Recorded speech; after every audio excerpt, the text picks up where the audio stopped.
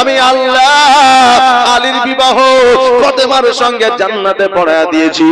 নবী গো তুমিও জগতে পড়ায়া দাও। নবী আমার আবু বকর সিদ্দিক রাদিয়াল্লাহু তাআলা আনহুকে ডাক দিলেন। দেওয়ার পরে বলে, আবু বকর আজকে আমি যে বিবাহের প্রচারটা আমি আরবে করেছি, কিন্তু আমার আল্লাহ আলীর সঙ্গে বিবাহটা পড়ায় দিয়েছে। কিন্তু আমি যে প্রচার করেছি, আজকে যদি আলীর সঙ্গে বিবাহ দিয়ে দিই, আজকে আরবের মানুষেরা বলবে, দেখ রে দেখ, আজকে আলীর সঙ্গে যদি বিবাহ দেবে, বিয়ের প্রচারটা কেন করেছে, জামাই কেন খুঁজতে বলেছে, এই কথা হয়তো আরবের মানুষেরা বলবে। অতএব শোনো রে, আমি নবীজি আজকে আবু বকর তুমি এলান করে দাও, প্রচার করে দাও আরবের মধ্যে যে আগামী কালকে যে কোরআন তেলাওয়াত করে একটা খতমের সব হাসিল করতে পারবে, সবার আগে আমি নবীজি তার সঙ্গে আমার ফাতেমার বিবাহ দিয়ে দিব। কম্পিটিশন রাখা হইল। আজকে চিঠি দিয়ে লাভ হবে না, আজকে পত্র দিয়ে লাভ হবে না। যারা সর্বপ্রথম কোরআন তেলাওয়াত করে একটা খতমের সব হাসিল করবে, আমি নবী তার সঙ্গে বিবাহ দিয়ে দিব। আজকে আবু বকর বলে, ইয়া রাসূলুল্লাহ, ইয়া হাবিবাল্লাহ, নবী গো আজকে এই প্রতিযোগিতা, আজকে যদি কম্পিটিশনে যদি আবু বকর বলতেছে, যদি আমার হযরতে আলী রাদিয়াল্লাহু তাআলা আনহু যদি না পারে, তবে কি হবে গো নবী? আমার নবীজি বলে, আবু বকর তুমি কি জানো না, জানো না আমি হলাম ইলমের ঘর, আমি হলাম ইলমের শহর, আমি হলাম জ্ঞানের শহর, আর ওই জ্ঞানের দরওয়াজা, আর ওই ইলমের দরওয়াজা আমার হযরত আলী। জোরে বলেন সুবহানাল্লাহ। আমার আলী রে আজকে জগতের মধ্যে ইলমের দরওয়াজা, অতএব আলীর আগে কেউ খতম তুলতে পারবে না। আবু বকর সিদ্দিক রাদিয়াল্লাহু তাআলা আনহু উনি যেন বাবা এলান করে দিলে, আগামী কালকে সকালবেলা মসজিদে আসিয়া যারা কোরআন তেলাওয়াত করে, যারা এক কদমের সব হাসিল করবে, আমার ফাতেমার সঙ্গে তার বিবাহ হবে। পরের দিন সকালবেলা আপনার হিন্দু, মুসলিম, ইহুদি, খ্রিস্টান, নাসারা সকল মানুষ আসিয়া যেন কোরআন তেলাওয়াত করেছে আমার ফাতেমাকে বিবাহ করার উদ্দেশ্যে। এবার আপনি বলবেন, হুজুর গো কোরআন তো আরবি ভাষায় লেখা, কোরআন তো আরবি বাক্যে লেখা, আজকে কেমন করে বেধর্মীরা পড়তে পারলো? বাবা আজকে আমরা বাঙালি, আমরা বাংলা ভাষায় যে কোনো কিতাব, যে কোনো বই যদি লেখা থাকে আমরা সেটা পড়তে পারি, সে যে ধর্মেরই হোক না কেন, সে যে ধর্মেরই হোক না কেন সে পড়তে পারবে। আরবের ভাষাটাই ছিল আরবি ভাষা। আজকে ইহুদি, নাসারা, খ্রিস্টান, মূর্তি পূজারী, চন্দ্র পূজারী, সূর্য পূজারী সবাই যেন আরবি পড়তে পারবে, এই জন্য সবাই সম্মানের সহিত যত্ন সহকারে কোরআন তেলাওয়াত করতেছিল। আবু বকর রাদিয়াল্লাহু তাআলা আনহু যখন বাবা লক্ষ্য করলো সকলকে দেখা যায়, কিন্তু আমার আলীকে দেখা যায় না। আবু বকর যাইয়া আমার নবীজিকে বলতেছে, ইয়া রাসূলুল্লাহ, ইয়া হাবিবাল্লাহ, নবী গো আজকে ওই প্রতিযোগিতায়, আজকে এই কম্পিটিশনে আজকে আলীকে দেখা যায় না। নবী আমার বলে, আবু বকর দেরি নয়, দেরি নয়, জলদি করে যাও, আমার আলী কোথায় আছে, আর আলীকে নিয়ে এসে তুমি কোরআন তেলাওয়াত করতে বলো। আমার আবু বকর সঙ্গে সঙ্গে জানো আমার হযরতে আলীকে খোঁজাখুঁজি করতে আরম্ভ করলেন। আজকে খুঁজতে খুঁজতে যেন কোনো জায়গায় পাওয়া যায় না, হঠাৎ করে দেখছে যেন আমার আলী রাদিয়াল্লাহু তাআলা আনহু কয়েকটা ছাগল বকরি নিয়ে যাইয়া জঙ্গলের মধ্যে চড়াই করতেছে, আর আমার আলী একটা ফাঁকা জায়গায়, খালি জায়গা আপনার মাটির মধ্যে যেন শুয়ে আছে। আছে। আবু বকর যাইয়া বলল, এই আলী, তুমি কি জানো না আজকে ফাতেমার বিবাহ তোমার সঙ্গে দেবে।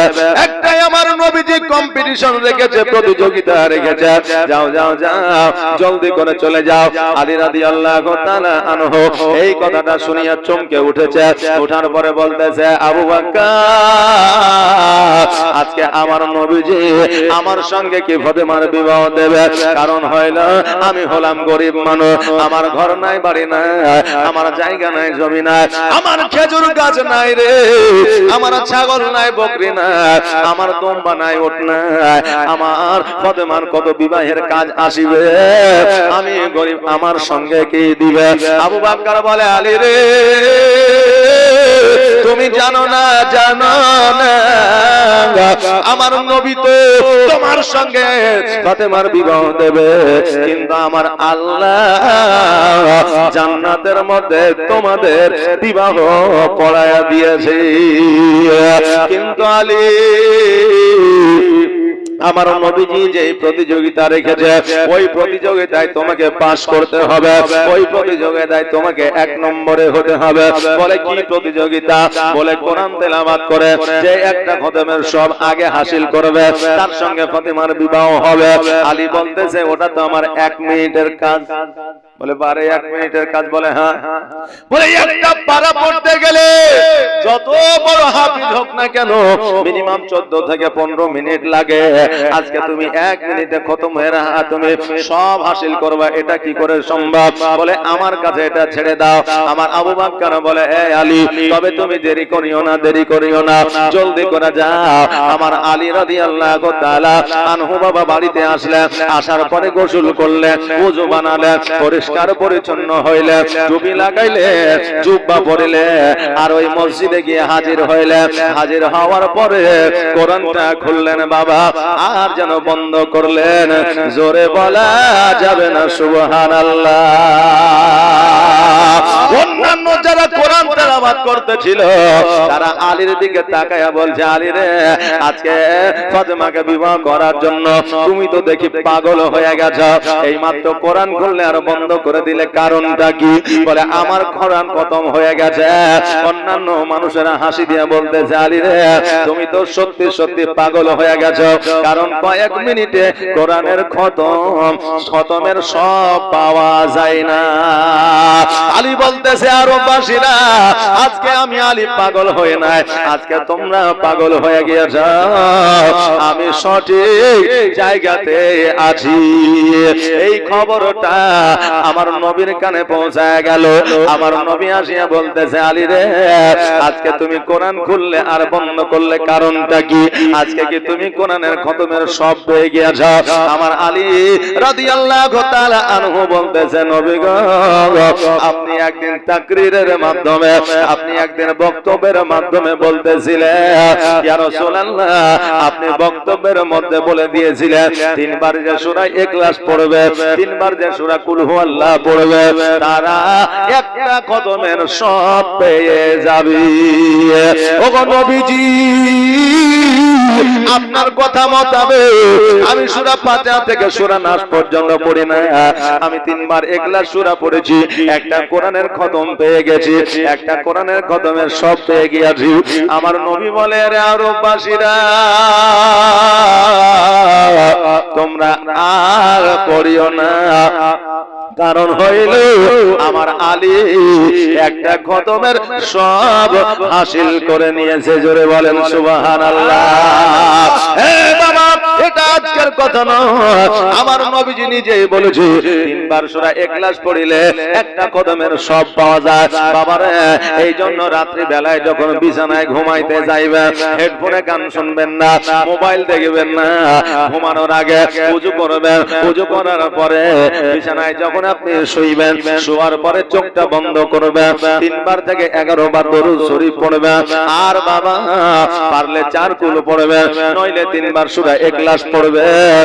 যতক্ষণ পর্যন্ত পর্যন্ত ঘুমাবে কতক্ষণ পর্যন্ত আপনি কোরআন তেলাওয়াতের সওয়াব পেয়ে যাবে। বাবাজি ভাইরা, তবে পড়ার মতো করে পড়তে হবে, দিল থেকে অন্তর থেকে। বেরাদার, আমার নবী বললেন, রে আমার সাহাবীরা, আর কোরআন তেলাওয়াত করিও না, কারণ এই প্রতিযোগিতায় আমার আলী এক নম্বরে এসেছে। জোরে বলেন সুবহানাল্লাহ। আর প্রেমের খেলা খেলছো দয়াল রে দয়া, তোর খেলা চমৎকার, না পাকে মানুষ বানায়া আমিলা শোভা যার রে, প্রেমের খেলা খেলছো দয়াল রে। তুমি কাউকে দিলা 10টা সন্তান, জায়গা জমি না, আবার কাউকে দিলা কোটি টাকা, একটাও সন্তান নাই। জোরে বলেন সুবহানাল্লাহ। তুমি কাউকে দিলা 10টা সন্তান, জায়গা জমি না, আবার কাউকে দিলা কোটি টাকা, একটাও সন্তান নাই। আবার মরার পরে কাঁধে করে কবরে নামাবে গে তার রে, প্রেমের খেলা খেলছো দয়াল রে দয়া, তোর খেলা চমৎকার, আর না পাকে মানুষ বানায়া আমিলা শোভা যার রে, প্রেমের খেলা খেলছো দয়াল রে। ও বাবাজি ভাইরা, আমার হযরত আলী রাদিয়াল্লাহু তাআলা আনহুকে ডাক দিলে, যাওয়ার পরে বলে, আলী রে, আজকে আমার বেটি ফাতেমাকে যে বিবাহ করবা, আমার বেটির সঙ্গে তোমার বিবাহ হবে, তবে আলী শোনো, আজকে কি তোমার কাছে মোহরানার টাকা আছে? আমার আলী বলতেছে, ইয়া রাসূলুল্লাহ, ইয়া হাবিবাল্লাহ, নবী গো, আমার কাছে মোহরানার টাকা তো দূরের কথা, আজকে আমার এক বেলা খাওয়ার মতো পয়সা না। নবী আমার বললে, আলী, আজকে যদি মোহরানা না থাকে রে, আজকে বিবাহ হবে না, এই জন্য মোহরানার টাকা তোমাকে ব্যবস্থা করতে হবে। আলী যেন চুপ করে দাঁড়িয়ে আছে। নবী আমার বলতেছে, আলী, আজকে তোমার বাড়িতে কি কি আছে বলো। নবী আমার যখন এই কথা বললেন, আলী বলতেছে, আমার বাড়িতে একটা লোটা আছে, আমার বাড়িতে একটা তালওয়ার আছে, আমার বাড়িতে একটা ঢাল আছে। নবী গো, এটা ছাড়াই আমার বাড়িতে আর কিছুই না, এমনকি বাড়িখানা আমার না। আমি একটা খেজুর গাছের পাতা দিয়া ছোট্ট করে কুটির বানিয়েছি গো নবী, ওই জায়গায় আমি আলী বসবাস করি। আজকে এই 3টা জিনিস ছাড়া আমার আর কিছুই নাই। নবী আমার বললে, আলী রে, আজকে তোমাকে তালওয়ার বিক্রি করতে হবে না, আজকে তালওয়ার বিক্রি করলে যুদ্ধের ময়দানে গেলে অসুবিধা আছে। আজকে তোমাকে লোটাটা বিক্রি করতে হবে না, লোটাটা বিক্রি করলে তোমার উযু করতে অসুবিধা হবে, পানি পান করতে অসুবিধা হবে। আলী, আজকে তোমার ঢালখানা বিক্রি করে দাও, কারণ ঢাল ছাড়া যুদ্ধের ময়দানে যাওয়া যায়, আর ঢালটা তুমি বিক্রি করে দেওয়ার পরে আমার কন্যা ফাতেমার তুমি মোহরানা আদায় করে না। আজকে তুমি ঢালটা বিক্রি করে দাও, পরবর্তীতে আবার তুমি ঢালটা কিনে নিবে, তোমার কোনো অসুবিধা হবে না। আমার আলী রাদিয়াল্লাহু তাআলা আনহু যখন এই কথা শুনলেন, সঙ্গে সঙ্গে বাড়িতে গেলেন, যাওয়ার পরে ঢালখানা নিলেন, আর ঢালখানা নামার পরে আমার নবীজির কাছে হাজির হইলেন।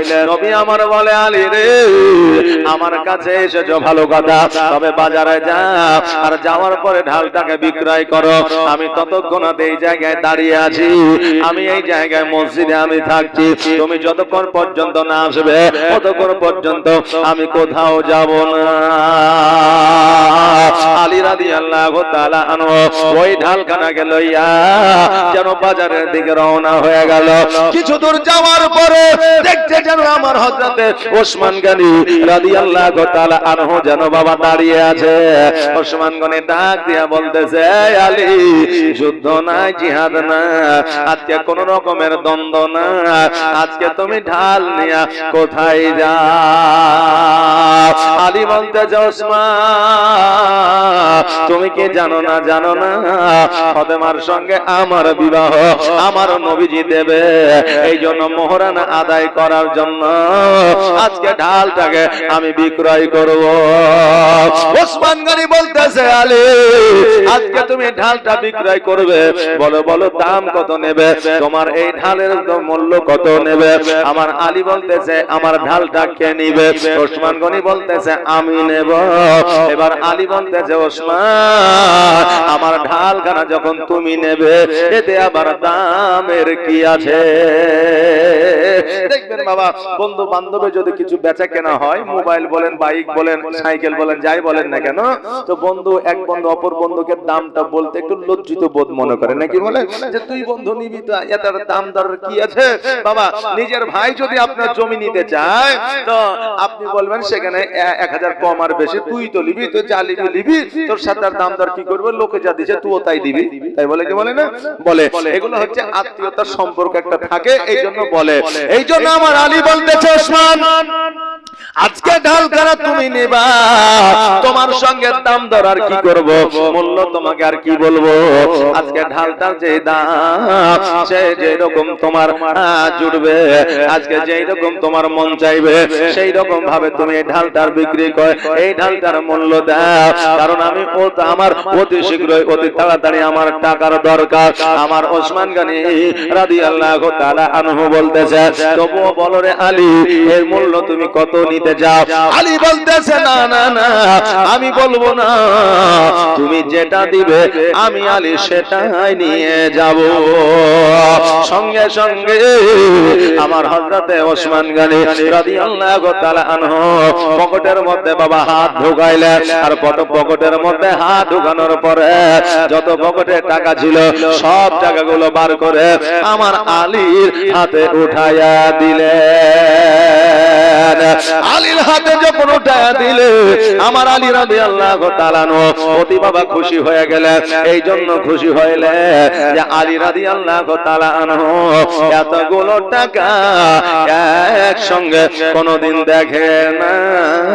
আলী বলতেছে, ভাই তোমার ঢাল তুমি না, আর আমি আমার নবীজির কাছে যাই, ঢালখানা দিয়া আমার আলী রাদিয়াল্লাহু তাআলা আনহু যেন বাবা চলতে আরম্ভ করেছে। ওসমান গনি পেছন থেকে ডাক দিয়ে বলতেছে, এই আলী, এত তাড়া কিসের, এত দ্রুত বেগে যাও, কারণটা কি? আমার একটা কথা তুমি শুনে যাও। আলী বলতেছে, ওসমান, আজকে আমার জন্য আমার নবী দাঁড়ায় আছে, আজকে যদি নামে আমার নবী যদি আমার প্রতি বেজার হয়ে যায় আমি কিয়ামতের দিন জবাব দিতে পারবো না, এই জন্য দ্রুত বিক্রি করে আমার নবীর কাছে হাজির হতে চায়। ওসমান গনি বলে, আলী, আজকে ফাতেমার সঙ্গে তোমার বিবাহ, আজকে তোমার যদি টাকা থাকতো, পয়সা থাকতো, তবে কি আমাদের দাওয়াত তুমি করতে না? আলী দুই চোখের পানি ছেড়ে দিয়ে বলে, ওসমান, আজকে যদি আমার টাকা থাকতো, পয়সা থাকতো, অট্টালিকা থাকতো, জমি জায়গা যদি থাকতো, আজকে তোমাকে দাওয়াত করে খাওয়ানো তো দূরের কথা, আজকে সারা আরো বাসীদের দাওয়াত করে খাওয়াইতাম। জোরে বলেন সুবহানাল্লাহ।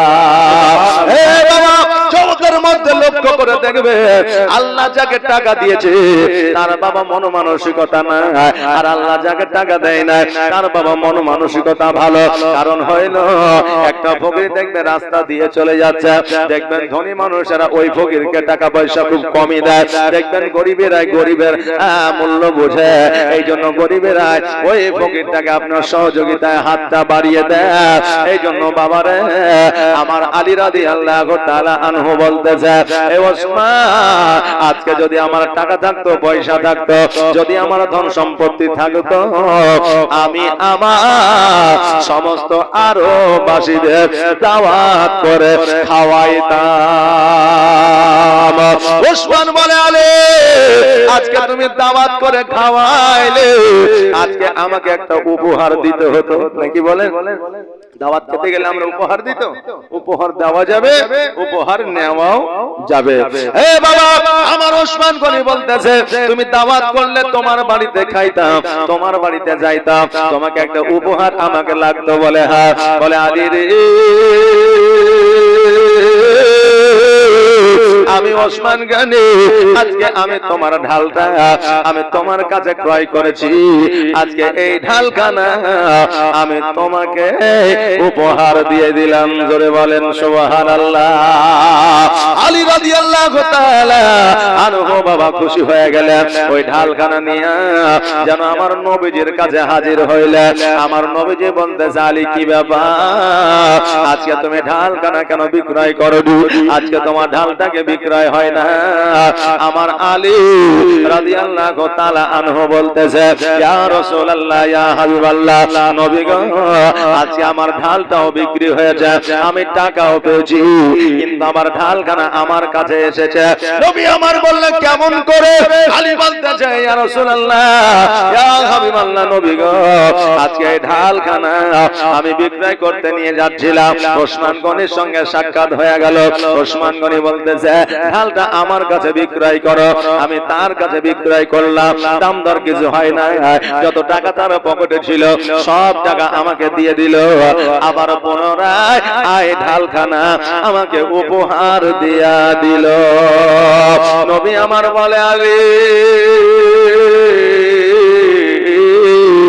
এই জন্য আমার ওসমান গনিকে বলেছি, এই ওসমান রে, আজকে তোমার গুনাহের খাতা আমার আল্লাহ বন্ধ করে দিয়েছে। ওসমান গনি রাদিয়াল্লাহু তাআলা আনহু, বাবা, ওনার যে গুনাহের খাতা আমার আল্লাহ তাবারক তাআলা বন্ধ করে দিয়েছে। এর কারণ কি, কিসের জন্য? আমার নবী একদিন বলেছিল, আমি মসজিদ তৈরি করব, আল্লাহর ঘর, তোমরা কে কি দান করবা তোমরা করো। এইদিকে বাবারে, আমার ওসমান গনি পরস্পর তিনটা খেজুর গাছ দিয়েছিল। এই জন্য আমার নবী বলেছিলেন, ওসমান, আল্লাহ তাবারক তাআলা তোমার দান করার বদৌলতে আজকে তোমার গুনার খাতা বন্ধ করে দিয়েছে। সাহাবীরা প্রশ্ন করেছিলেন, হুজুর গো, একজন বান্দা গুনার খাতা কেমন করে বন্ধ হতে পারে? কারণ হয় না, মানুষ চলার পথে, বলার পথে যে কোনো মুহূর্তে, যে কোনো সময় গুনাহ করতে পারে, আর কোনো গ্যারান্টি না। কিন্তু গুনার খাতা কেমন করে বন্ধ হইবে? আমার নবী বলেছিল, শোনো রে, একটা পায়রা, একটা কবুতর যখন তুমি বাড়িতে নিয়ে আসো, নিয়ে আসার পরে ওই কবুতরটাকে তুমি ছেড়ে দাও, দেখবে উড়ে পালাতে পারবে না, কারণ তার পর পাখাগুলো উঠিয়ে নেওয়া হবে। পর পাখা উঠিয়ে নিলে ওই কবুতর উড়ে পালাতে পারবে না, ওই পায়রা উড়ে পালাতে পারবে না। আমি নবীজি আজকে ওসমান গনি গুনাহ করার রাস্তা, আজকে ওসমান গনি গুনাহ করার পর পাখা আমি নবী উঠায়া দিয়েছি, জীবনে তার গুনাহ হবে না। জোরে বলুন সুবহানাল্লাহ। জীবনে ওসমান গনির গুনাহ হবে না। এই আলী, এই জন্য আমার ওসমান গনি গুনাহের খাতা আমার আল্লাহ বন্ধ করে দিয়েছে। কারণ ওসমানকে আমার আল্লাহ টাকা দিয়েছে, পয়সা দিয়েছে, ধন দিয়েছে, সম্পদ দিয়েছে, খেজুরের বাগান দিয়েছে, কিন্তু আমার আল্লাহ তাকে মন ভালো দিয়েছে। জোরে বলেন সুবহানাল্লাহ। বাবাজি ভাইরা, আজকে ওই ওসমান গনি রাদিয়াল্লাহু তাআলা আনহু আমার আলীকে ঢালখানা পুনরায় আপনার উপহার দিয়েছিলেন। আলী রাদিয়াল্লাহু তাআলা আনহুকে আমার নবীজি বলে, আলী রে, তবে টাকাগুলো দাও। এবার টাকাগুলো আমার নবীর হাতে উঠায়া দিলেন। ওই টাকাটাকে দুই ভাগে ভাগ করলেন, একটা ভাগ হযরতে বেলালকে দিলেন, আর বলল, বেলাল রে, আমার আলীকে নিয়ে বাজারে যা, আর বাজারে যাওয়ার পরে নতুন পোশাক আশাক কিনে নিয়ে আর আমি যে অর্ধেক টাকাটা নিলাম এটা আমি আমার ফাতেমাকে মোহরানার ন্যায় টাকাটা দিয়ে দিব। জোরে বলে সুবহানাল্লাহ। এ বাবা, মোহরানার গুরুত্ব কতটা একবার দেখে। সেই আমলে অভাব ছিল, অনটন ছিল। আমার হযরত আলীর কাছে টাকা ছিল না, পয়সা ছিল না, তবুও মোহরানা আদায় করার জন্য ঢালটাকে বিক্রয় করতে বলেছিল, যেহেতু ঢালটা বহু মূল্যবান জিনিস ছিল। আর আজকে বর্তমানে আমরা মোহরানাটাকে তুচ্ছ মনে করি। আজকে আমরা পণটাকে আসল মনে করি। আজকে বাবারে আমরা মানুষ, আমাদের হালালের প্রতি ইন্টারেস্টটা কমে গেছে, হারামের প্রতি ইন্টারেস্টটা বেড়ে গেছে। জি বাবা, বুঝতে পারছেন? কারণ হইল আজকে বিয়ের অনুষ্ঠানে গেলে, আজকে বিয়ের যদি আপনার ফাংশন নিতে যাওয়া হয় তো দেখবেন মোহরানাটা পরে হবে, আগে লেনদেনের গল্পটা হবে। জি, যেটা হারাম সেটাই আগে হয়, মোহরানাটা পরে হয়। কারণ হইল যখন দেখবেন আলাপ আলোচনা করবে, দেশের মোড়ল হোক, সন্তানের বাপ হোক, আত্মীয় হোক বা বোন হোক, তারা বলবে লেনদেনটা কত হয়েছে আগে বলেন। বলে 4 লাখ। বলে মোহরানা? বলে ওটা পরে হয়েছে, আগে লেনদেনটা ফাইসালা করে। এবার লেনদেনটা যখন ফাইসালা হয়ে গেল, বলে মোহরানাটা 1001 টাকা করে। আরে বাবা, যেটা হালাল সেটাই 1001 টাকা, আর যেটা হারাম সেটা হচ্ছে 4 লাখ টাকা। যে আমরা তো এই মানুষ রে বাবা, যেটা মোহরানা, ওই মোহরানার উপর অধিকার একজন মা বোনের থাকে। আজকে বাবারে আপনার যদি ক্ষমতা থাকে, জীবনে কোনোদিন 1001 টাকা 5001 টাকা মোহরানা দিবেন না। ক্ষমতা সমতুল্য আপনি মোহরানা দিবেন, আবার আপনার ক্ষমতা দেওয়ার মতো না, আবার মস্তানি করে 50,001 টাকা করেন তো। জি, এরকম অনেক আছে না? যে এই 50,001 টাকা করেন, 50,001 টাকা মোহরানা বিয়ের দিন লিখেছে, মরে গেল তবুও বিবিকে দিতে পারে নাই। এই রকম মোহরানা করিয়েন না। যেটাই আপনি দিতে পারবেন আপনার সমতুল্য অনুযায়ী আপনি মোহরানাটা করবেন। ওই মোহরানাটা আপনার বিবিকে দিবেন, আপনার বিবি খুশি হয়ে যাবে।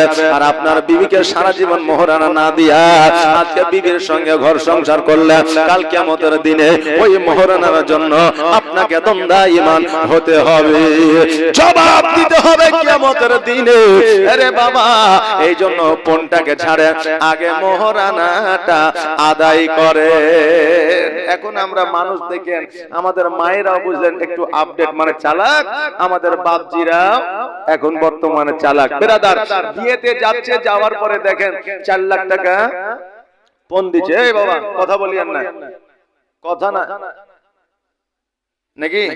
চুপ করে বসেন, ইনশাআল্লাহ দেখবেন ফায়েজ বরকত পাবেন। তাই বিয়েতে গেছে, যাওয়ার পরে বুঝলেন বিয়ে পড়াচ্ছে, সাক্ষী অমক, উকিল অমক, এ অমক, সে অমক লিখে দিল। লিখে দেওয়ার পরে এখন মেয়ের বাপ দিচ্ছে 4 লাখ টাকা। এসে বলছে যে রেজিস্ট্রার সাহেব আপনি ওই 4 লাখ টাকাটাও খাতায় তুলে দেন। তখন ছেলের বাপ বলছে, ওহো, এটা তো কথা ছিল না, মানে 4 লাখ লিবে কিন্তু খাতায় তোলা হবে না।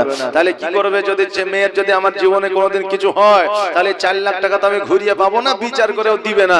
তাহলে কি করবো? তো ছেলের বাবা যুক্তি দিচ্ছে, কাজ করেন ভাই, এই দেখেন ওই আপনি এই 4 লাখ টাকা যেটা পণ দিচ্ছেন, ওই টাকাটা মোহরানার খাতায় তুলে দেন।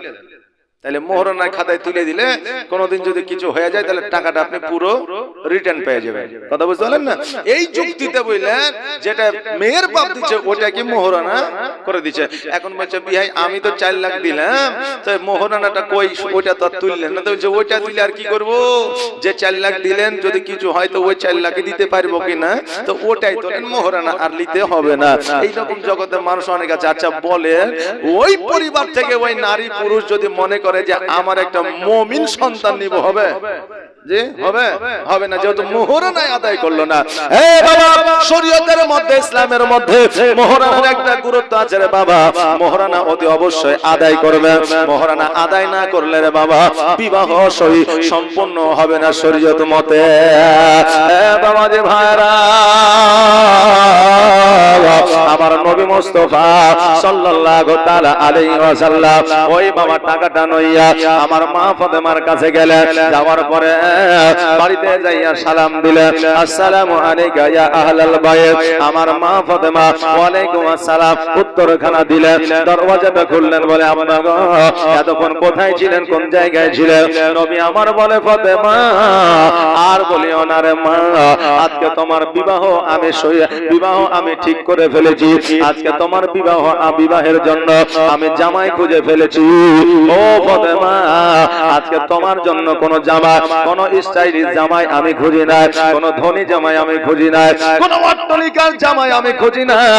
এ ফাতেমা, আজকে তোমার জামাই হিসেবে যাকে বেছে নিয়েছি, যার নাম হলো হযরত আলী। আজকে তার জমি নাই, জায়গা নাই, টাকা নাই, পয়সা নাই, আজকে সে একজন ছাগল বকরি চড়া, যাকে আমরা বাংলা ভাষায় রাখাল বলি। আমার ফাতেমা বলতেছে, আব্বা গো, আব্বা এই কথা আর আপনি বলিয়েন না, কারণ আমার স্বামী চাহে রাখাল হোক, আমার স্বামী চাহে গরিব হোক, আমার স্বামী চাহে দরিদ্র হোক, আমি ফাতেমা আমার স্বামী আমার কাছে সর্বসেরা রাজা মহারাজা। জোরে বলেন সুবহানাল্লাহ। এরে মা, আজকে তোমার স্বামী যেমনই হোক না কেন, আজকে তোমার স্বামীর টাকা পয়সা থাকিয়া না থাক, আজকে তোমার স্বামী তোমার কাছে রাজা, আজকে তোমার স্বামী তোমার কাছে হিরো, আজকে তোমার স্বামী তোমার কাছে নায়ক। আজকে যারা স্বামীকে হিরোর পর্যা দেবে না, আজকে যারা স্বামীকে, আজকে আপনার মনোনীত খাতায় যারা স্বামীর নামটা লিখবে না, আজকে তারা আমার ফাতেমার সঙ্গে জান্নাতে যাবে না। এ বাবাজি ভাইরা, আজকে বর্তমানে টাকার আশায়, টাকার লোভে একটা স্বামী ছাড়িয়া অপর স্বামীর কাছে যায়। এ বাবা, সন্তান রাখিয়া সংসার ভাঙিয়া অপর জায়গায় চলে যায়, আর মনে মনে চিন্তা করে যে আমি একটা আলীর মতো জামাই লিব। নাকি আলী যেমন ক্ষমতাশালী ছিল, আলী যেমন একজন মুমিন ছিল, নবীর সাহাবী ছিল, জান্নাতের সার্টিফিকেট পেয়েছিল, আমি সুন্দরময় আলীর মতো একটা জামাই দিব। এ মা, আলী তো গরিব ছিল, দরিদ্র ছিল, আজকে তুমি তো দরিদ্র জামাই খোঁজো না, আজকে তুমি গরিব জামাই খোঁজো না, আজকে তুমি ধনী জামাই খোঁজো। কেমন করে তুমি আলীর মতো জামাই পাবে? এ মা বোনেরা, আজকে তোমার নসিবে যে স্বামী এসেছে, ওই স্বামীটাকে আজকে তুমি তোমার মনোনীত স্বামী মেনে নিতে হবে। বাবাজি ভাইরা, আমার মা ফাতেমা বললে, ইয়া রাসূলুল্লাহ, ইয়া হাবিবাল্লাহ, নবী গো, আজকে আমার স্বামীকে রাখাল বলবেন না, কারণ আমার স্বামী আমার কাছে রাজা মহারাজা।